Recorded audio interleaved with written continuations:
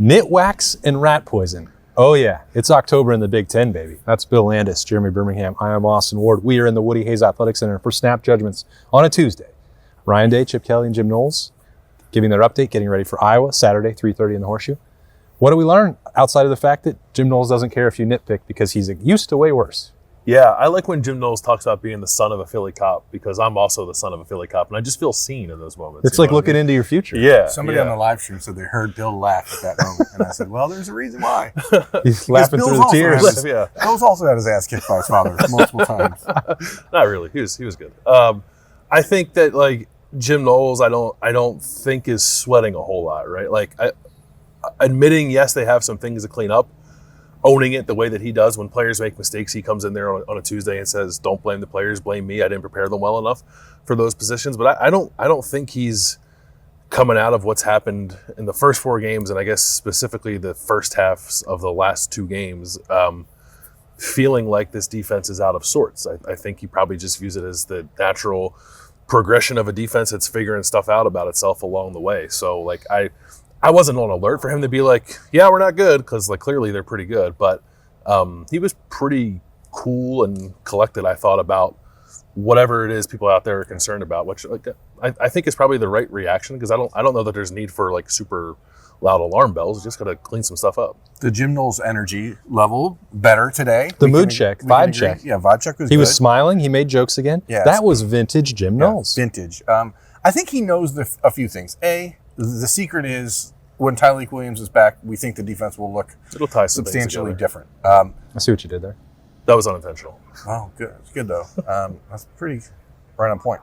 B, in the midst of being asked questions about how bad your defense is, every time you ask a question and you start it off by saying, you guys are ranked number 1 in the country in this, but, like, it's, I think for a coach who sees the behind the scenes and knows the impact that Tyleik Williams makes, it's probably easier to just kind of go, okay, do you understand how the question you just asked me doesn't make any sense?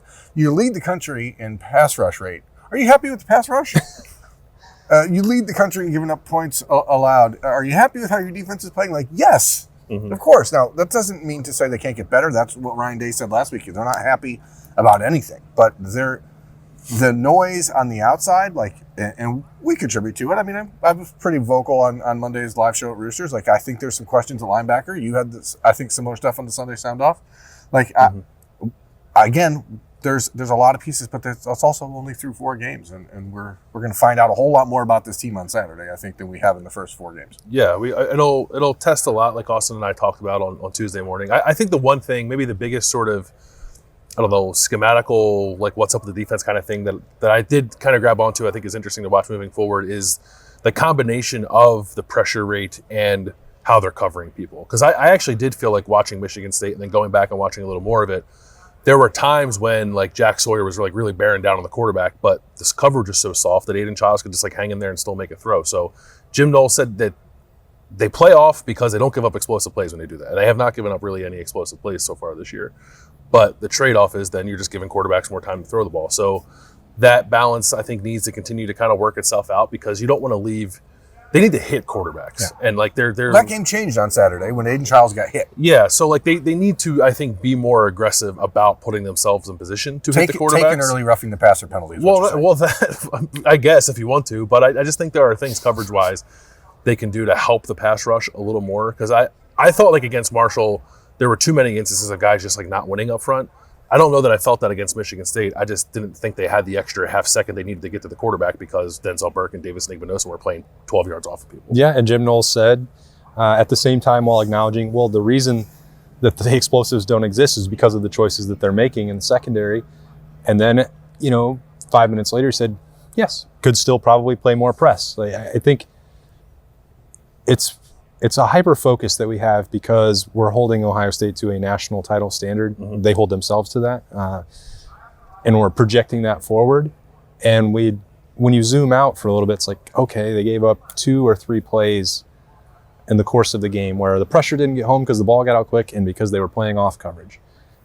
Okay, it's a long game. They made way more plays than they didn't. And so of course we can look at the areas where Ohio State can improve itself and be more dominant. And that's all true. Jim Knowles is doing that. Chip Kelly did that. Ryan Day did that.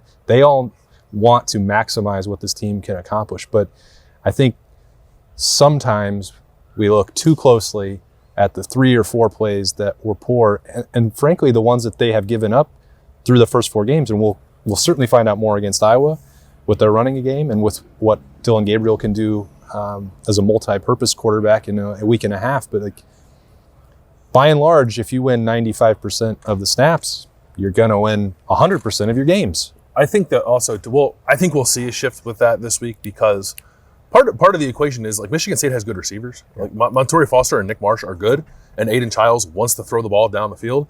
Iowa is the opposite of that. And Jaron Glover, like, Iowa doesn't have good receivers and doesn't have a quarterback who can throw the ball down the field. So I would imagine we'll see Denzel Burke and Davis Snigbanosin in the grill of Iowa's receivers, and they will just let them do their thing all game because they're going to be hyper-focused on the run. So, like, the matchups determine things too. It's a point we've made over and over, but this schedule sets up so nicely because right now you're heading into a game that's going to test you on your weakest spots, right, on defense. I think so. You're going to be tested.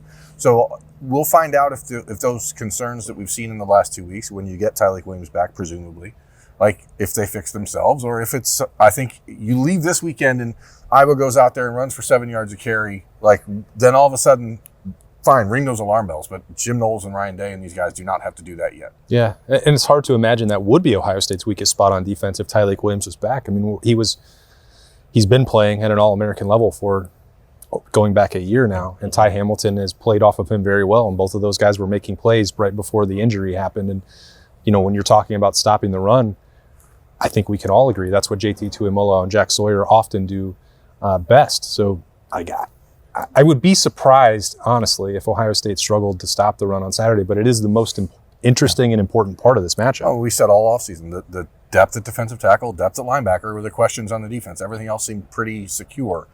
Now you are down a guy in your superstar with Tyleik Williams. The linebackers have been hit and miss, but, you know, we can come up with reasons for that, or we can just say they stink, whatever suits your needs, America. But they're going to get tested because Caleb Johnson's a big, bad running back. Yeah, he's tough. He is tough. I'm not on wood, I suppose, but I'm not super worried about, and Iowa's offensive line is good. I'm not worried about Ohio State getting, like, knocked off the ball necessarily.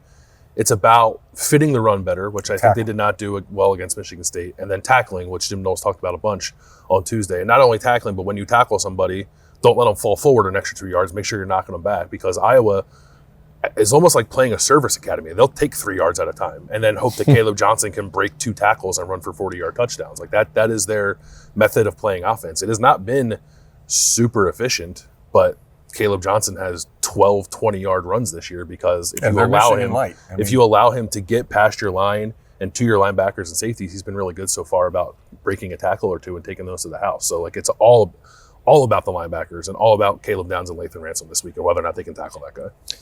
That's obviously the biggest test of this game. And then you have one that's massive for the Ohio State offense, which is all of Iowa's defense. So I really believe this is going to be pretty revealing about the Buckeyes. So it's nice to get into October. You have a Big Ten matchup, and you know that Iowa's going to come in prepared and ready to provide a test. I didn't get real clarity on if there's going to be any personnel changes on the offensive line. They're still going to evaluate what's going on there with Austin Cerebell and Tegra Shabola at right guard. I think probably going to see more of the same. Ryan Day was more open to Austin being the guy this week than he more was so last than week? Last week would be my answer. Yeah, I think so. He said they graded out similarly, and I thought Austin played a little better, but it wasn't like Austin was way up here and Tegra was like Tegra had terrible. a holding penalty. He had another. And again, I want to make it clear that it is not a deficiency on Tegra Shabola's part. I think it's Austin Cerebell had, going back to the start of training camp when they were shorthanded and dealing with the illness, and they're like, hey, Cerebell, can you go play left tackle? And he's like, sure. And he did a reasonable job of that in practice. I think the competitiveness, the way that he's maximized the practice reps, and then the way it's translated to the field. This guy started 2 games in place of Donovan Jackson, and I would say for the most part, you didn't really feel like Ohio State was missing their best NFL draft prospect on the line. That's a real tribute to Austin Cerebell. So, you know, Tegra Shabola is doing the things that Ohio State expected him to, but Austin Cerebell is perhaps elevating to a point where it is more about the fact he needs to be on the field rather than taking someone off of it. It's one of my least favorite things about covering football is the assumption that because one player is playing really well, that someone else is playing poorly. Yeah. And that's just not always the case. But This will be like Iowa's interior defensive line and Jay Higgins or Mike linebacker are the interior isn't the best Ohio State will see because they're going to play Michigan, but it'll probably be the second best they see, and Jay Higgins might be the best linebacker that Ohio State sees. Like, I think they will be quick to settle on one guy in this game if there's even the slightest hint of like, well, we can't handle that up front. and this is not the same Iowa team that we've seen in the last few years on the edges. Yeah. The corners are Right. obviously missing Cooper DeJean, and you try to replace him, you can't do. Yeah. Xavier Wampa back there, they got good safety. Sebastian Castro is good, but he's more like more of a nickel, I think. This is not. This is about protecting Will Howard this week and making sure that the offensive line is correct, because Iowa is going to try to line people up one-on-one and hope that they get to Will Howard before he can get rid of the football. So they're not going to take chances with their secondary. They're going to make you march down the field. Buckeyes have had no problem doing that. They've shown to be pretty efficient offensively, and if it takes a 75-yard 10-play drive, fine. If it takes one play 75, fine. But That's cool too. yeah, they can do both. But I do think Well, also it counts the same if you run it across Or the throw it. end line or throw it. Shouldn't it across. be more points? I think Shouldn't that the number of points you receive be reflective of how many plays it took you to get there? Oh, okay. I have thoughts on kicking. Like, I don't think the NFL, for example, should allow field goals under 40 yards anymore. Under 40 Yeah, yards? it shouldn't be allowed. Yeah. They're too good. And Ohio State's offense might, I said this on Saturday night, they'll snap judgments. Maybe they should start first and 15 every time.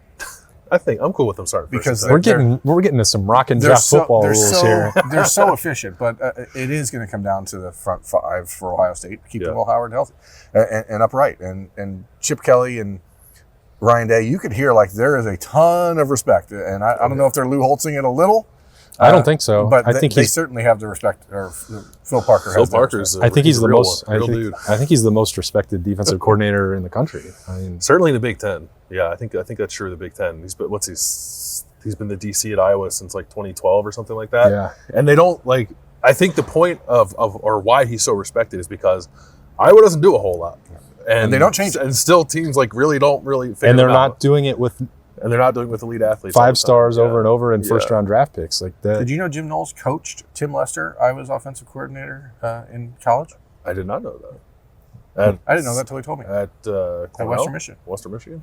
Why didn't you want to drop a little story on that bad Yeah, boy? that's interesting. I didn't know until he told me he was walking out, and I just wanted to ask, like, preparing. He said, "Hey, Burn, by the way, I coached Tim Lester." I'll well, see you because later." You want this feature story, buddy? Here I you was go. asking- It's your birthday, Vern. I was You asking can have this. the difference between preparing for a team on an off week versus a regular week, and he just basically said that normally he would go back and watch the film from what Lester, who's a first-time OC, done prior, but this might be different because once you get to Iowa, like you're running Iowa's offense. Yeah. So it's not like he's come in and they've become this high-flying multiple offense. They're still Yeah, run they by still Cade really McNamara. they can't throw the ball, right? So Yeah. nothing's changed. Yeah. It's I just thought it was interesting because Phil Parker's been there for 26 years, and Ryan Day and Chip Kelly know exactly what Iowa's offense is, Or I was Yeah, we- or Iowa's defense, and you may not know what Iowa's offense could be.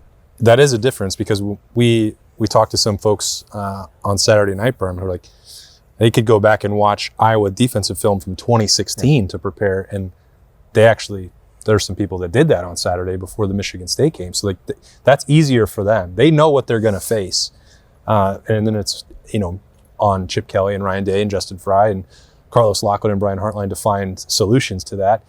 But even when it comes to matchups against coordinators, like Ohio State continues to put the emphasis back on itself and fundamentals and individual matchups.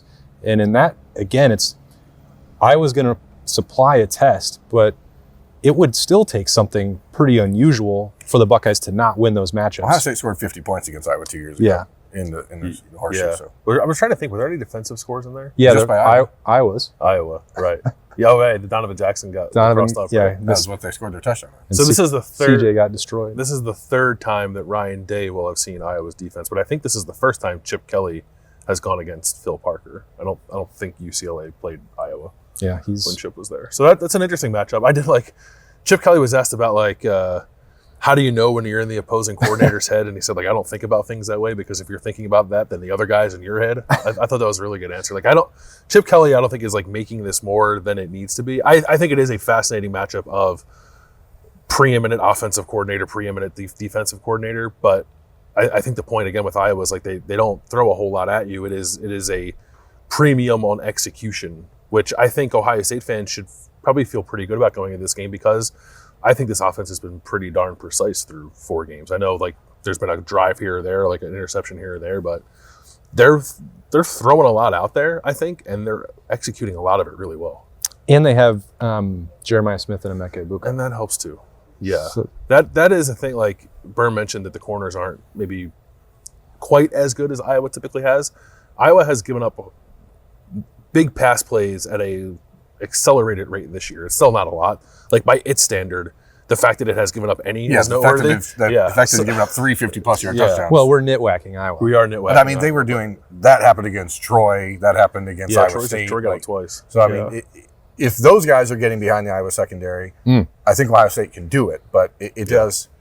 Iowa does a remarkable job. They just recruit the same guy over and over and over. There's a factory in Des Moines, and they never leave. Well, and Ryan Day mentioned it. Midwest manufacturing. As nice as you can say it, he basically said none of their guys get drafted early. Well, Iowa's got some real defensive dudes. But they just know where they know exactly Cooper what Jean they was a want. first round pick. AJ Epinesa was a first round pick. Like they know exactly what they want, and they just keep getting it. Plus, it helps you get some of those guys in Iowa, like Xavier Wampa. It's certainly fun to watch. I mean, I as bad as it is watching Iowa's offense, it is fun watching their defense.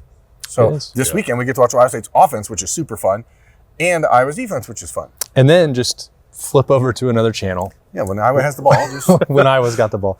Spoiler alert, the Silver Bullets are going to get a lot of 3 and outs. Like that's my expectation. That is still like, it's not funny because like they got rid of Brian Ferentz.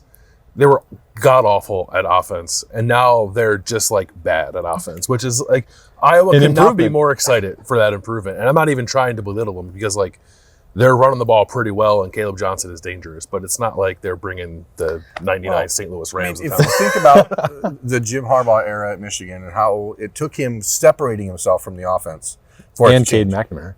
And Cade McNamara. That is actually a funny coincidence. But he let Sherrone Moore do all the offensive stuff. In the first 5 years, he kept changing offense coordinators, but he kept running the show. And so I think Kirk Ferentz is still running the show on offense, even though he's like a defensive guy. He's an offensive line guy. Which is weird. Well, I guess their offensive line normally plays pretty well. Yeah. It's kept him employed and rich for a very long time, so he's probably not inclined to change. He seems unhappy, though. He's got resting bee face. Yeah. Well, hey, it's won him a lot of games. But he's Hawkeyes Tim Lester. That's resting ball face, by the way. Resting football face, just to be very clear. RFF, not to be confused with PFF, which we also heard some thoughts on that. We're going to break down some of those grades later in the week. We'll talk about that as we get closer to kickoff for Ohio State and Iowa, Saturday, 3:30 in the Horseshoe on CBS. This has been Snap Judgments because it's Tuesday. We're in the Woody Hayes Athletic Center. That's Bill Landis. He's Jeremy Birmingham. It's his birthday. I'm Austin Ward. We'll talk to you again tomorrow. See ya.